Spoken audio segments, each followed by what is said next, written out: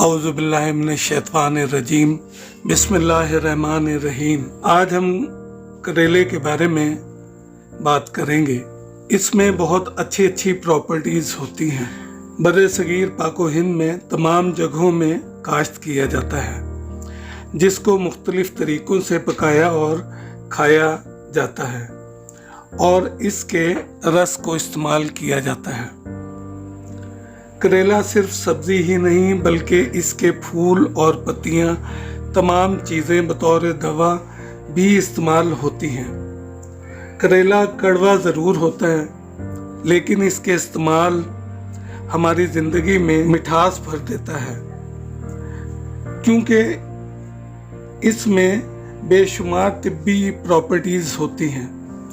बात सारी अवेयरनेस की है।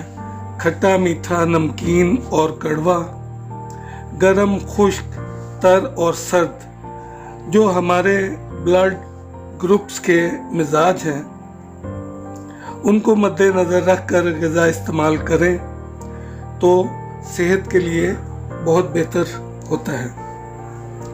ए ब्लड ग्रुप में अल्कली, बी ब्लड ग्रुप तेज़ाबियत यानी एसिड, ओ में सोडियम और ए बी खार यानी कैल्शियम से मुतल्लिका ब्लड ग्रुप्स होते हैं।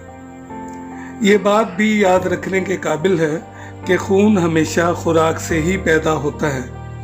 अगर हम खुराक के निज़ाम को बेहतर कर ले तो बीमारियों से महफूज रह सकते हैं। करेला ब्लड को प्योरीफाई करने के साथ साथ बॉडी को डिटॉक्सिफाई भी करता है। करेले को गर्मियों के मौसम में इस्तेमाल करने से जल्दी इमदाद, फोड़े, फिंसियाँ, पित्त वगैरह से बचा जा सकता है।